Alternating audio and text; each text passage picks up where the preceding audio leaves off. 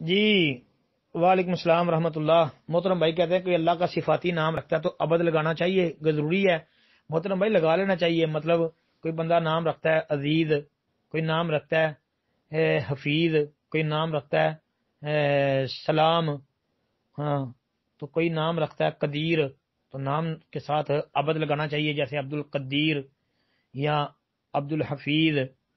اسی طرح مثلا عبد الحنان، عبد العزیز، کیونکہ دیکھیں یہ قدیر، اگر عبد کو چھوڑ کے کسی بندے کا نام ہو عبد القدیر تو بندہ عبد نہ بولے، قدیر قدیر کرتا رہے، تو یہ تو غلط بات ہے نا۔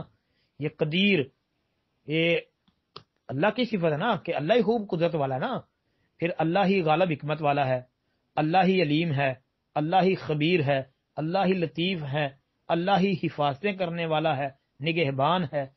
جی تو اسی طرح نا جو ایسے نام ہے نا، مثلا عبد القدیر، عبد الحفیظ، عبد المنان، عبد السلام، ہاں، اور عبد العزیز، عبد العلیم، یہ اس قسم کے جو نام ہیں، عبد الرحمن، عبداللہ۔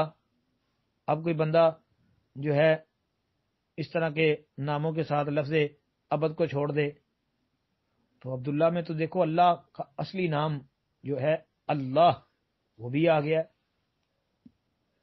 تو اس لیے عبد لگا لینا چاہیے۔ ہاں، جب کوئی ایسا نام رکھے تو لگانا چاہیے بھائی، اچھی بات ہے۔ السلام علیکم ورحمۃ اللہ۔